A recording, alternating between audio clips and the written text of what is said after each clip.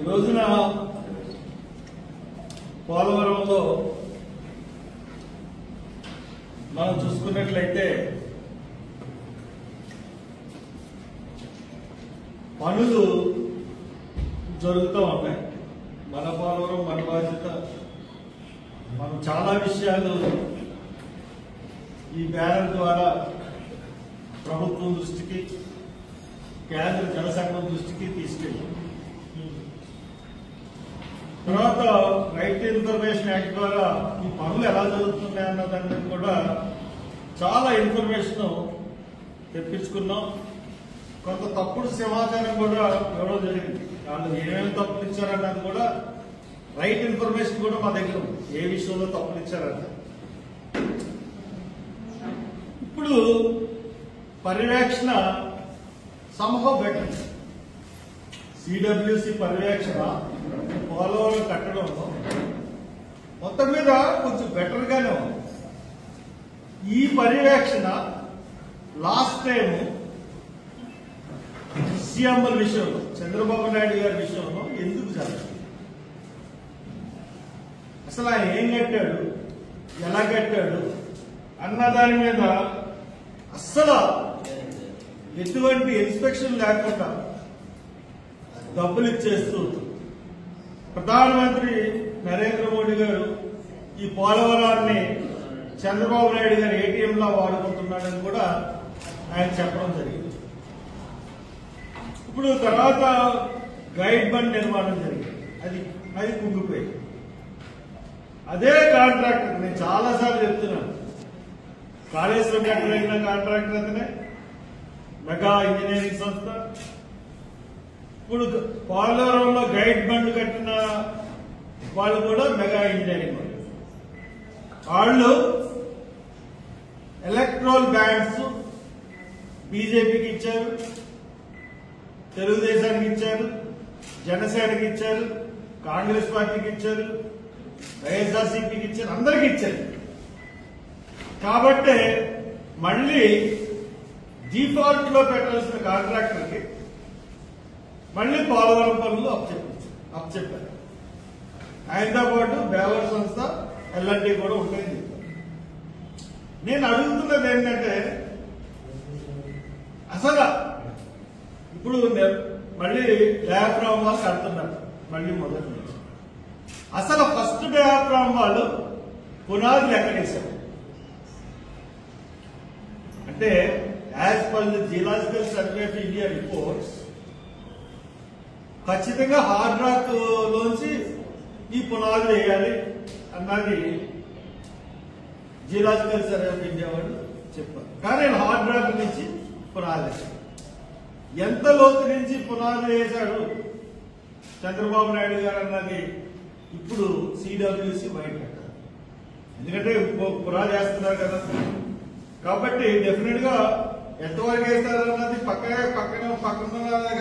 కాబట్టి ఈజీగా తెలుసుకోవాలి ఎక్కడి నుంచి చేశారు ఏంటది.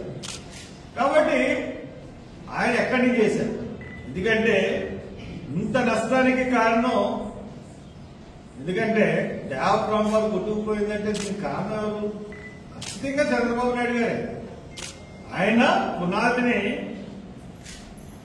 పై నుంచి చేసుకొచ్చారు, హార్డ్ రాక్ నుంచి కాకుండా, అందువల్ల కొట్టుకుపోయింది. ఒక పునాది వేస్తే, బలమైన పునాది ఉంటే ఎటువంటి వరద వచ్చినా కొట్టుకెళ్ళదు.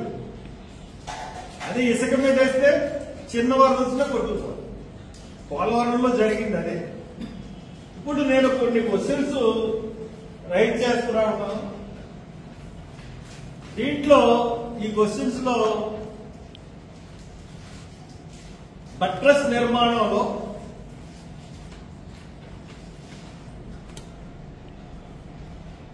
సీపేజ్ తగ్గించడం అనేది కోర్స్ స్ట్రాటాలో సాధ్యమా అనే దానిపై గ్యారంటీ లేదు. అంటే సీపేజ్ తగ్గించేస్తామని అంటున్నారు. బట్ ఈ బట్రస్ల నిర్మాణంలో ఆ సీపేజ్ తగ్గించేయడం అనేది దానికి గ్యారంటీ. విలోమ ఫిల్టర్ ద్వారా సీపేజ్ అరికట్టడం కూడా అసంభవం అనేది చెప్పాలి. విలోమ ఫిల్టర్ అంటే కొబ్బరికి నీళ్లు తోడేది, దాని ద్వారా సీపేజ్ అరికట్టాలి అని అనుకునే ఆలోచన అది కూడా తప్పే, అది కూడా చేయలేదు. ఇక ఇసుక ప్రాంతాల్లో తిరస్కరణకు గురవుతున్న వైబ్రో కాంప్లెక్షన్ ప్రాంతంలో ముందుకు ఎలా వెళ్ళాలనే సూచనలు ఆచరణ కొరబడిందని చెప్పండి. ఇసుకలోంచి మిషన్ ఇసుకలోంచి పునాదులకి దిగుతున్నప్పుడు ఎలా వెళ్ళాలి? ఎందుకంటే కొంత దూరం వెళ్ళేటప్పటికి ఇంత ముందు కట్టడం వల్ల రాళ్ళు వచ్చేసినాయి, ఇసుకలోకి వెళ్ళట్లేదు మిషన్. కాబట్టి దాన్ని ఎలా కట్టాలన్న దాని మీద అసలు సరైన ఆచరణ అన్నది లేదు. ప్రధాన డ్యాము ఏ లెవెల్ నుంచి నిర్మించాలి అనే దానిపై ఇప్పటి వరకు ఎవరు మాట్లాడారు. ప్రధాన డ్యాము ఎక్కడి నుంచి నిర్మించాలి అన్నది మాట్లాడారు. ప్రధాన డ్యాము డీపెస్ట్ లెవెల్, ప్రధాన డ్యామ్ డీపెస్ట్ లెవెల్ 0.832 నుండి తప్పనిసరిగా చేయాలి. ప్రధాన డ్యామ్ నిర్మాణం 0.8.32 ప్లస్ 8.32 అంటే డీపెస్ట్ లెవెల్ ప్లస్ 8.32 నుండి మీటర్స్ నుండి తప్పనిసరిగా చేయాలి. లేని ఎడల ఇది మరొక ఆలస్యం 100%. ప్రధాన డ్యామ్ అనేది ఖచ్చితంగా ప్లస్ 8.3 మీటర్స్ లోతు వరకు వెళ్ళాలి, లేదంటే మరో కాళేశ్వరం కొట్టుకుంటుంది. ఇంకా గ్రౌండింగ్ అన్నది ఏ ప్రాంతంలో ఎంత మేర చేయాలనే అంశంపై కూడా ఎక్స్పర్ట్ సరైన నివేదిక అన్నది ఇవ్వదు. కొన్ని పనులు చేయాలంటే ఎక్కువ సమయం పడుతుంది అని అనడం కూడా కరెక్ట్ కాదు. నేను అడుగుతున్నాను, భూగర్భ పనులు చేయకుండానే కట్టేస్తారా? ఎక్కువ టైం పడుతుందని ఇంతకుముందు అలాగే చేశారు. ఓల్డ్ రికార్డ్ అని ఈ సిమెంట్ కాంక్రీట్ వేసింది ఓల్డ్ రికార్డ్ అని చెప్పి గొప్పలు చంద్రబాబు నాయుడు. అటువంటిది వద్దు, మనకి పటిష్టంగా నిర్మాణం చేయాలి. గత ప్రస్తుత నిర్మాణం చెప్తున్నాను ఖచ్చితంగా, ప్రస్తుత నిర్మాణం అన్నది డయాఫ్రామ్ వాళ్ళకి లాస్ట్ టైం చేసినట్టుగా కాకుండా ఏదో సెడిమెంటరీ ర్యాక్స్ నుంచి చేసి కాకుండా హార్డ్ రాక్ నుంచి వెళ్ళాలి, ఖచ్చితంగా వెళ్ళాలి అని ప్రకటించింది సిడబ్ల్యూఎస్. మేము ఫస్ట్ నుంచి మొత్తుకుంటున్నది ఏంటంటే డబుల్ వాల్ నిర్మాణం చేయాలన్నమాట. సరే సింగిల్ వాలే చేస్తున్నారు, వాళ్ళకు ఉన్న లెక్కలు ఏవో ఉన్నాయి, సరే చేస్తున్నారు.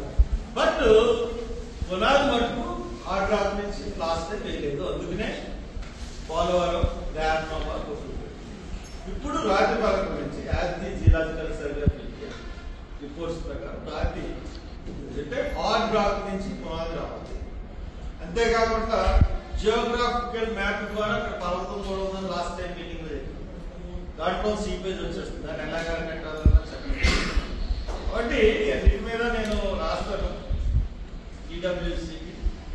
మరి మేము ప్రెస్ మీట్లు చెప్పడం వల్ల లేకపోతే మొత్తం మీద ఒక అవేర్నెస్ అనేది గవర్నమెంట్ తీసుకురావడం వల్ల, తర్వాత సిడబ్ల్యూసి మా వీడియోలన్నీ చూసి మీరు రాసిన లెటర్లన్నీ స్పందించడం, కొంత చలనం అయితే వచ్చి జాగ్రత్తగా కట్టాలి లేకపోతే ప్రమాదం వస్తుంది అన్న భావనలో ఒక సిడబ్ల్యూసి వచ్చింది. దానికి మేము సంతోషిస్తాం. It's purely that is our credit. ఎందుకంటే ప్రెస్ మీట్లతో ఎప్పటికప్పుడు మీ ద్వారా, ఎందుకంటే ప్రెస్ లేకుండా ప్రెస్ మీట్ అన్నా జరగదు. మన రాజమండ్రి ప్రెస్ ద్వారా పోలవరం డ్యామ్ లో కావలసిన నిర్మాణాలు ఎలా ఉండాలి, ఏ రకంగా ఉండాలని చెప్పడంలో మనందరం మీతో పాటు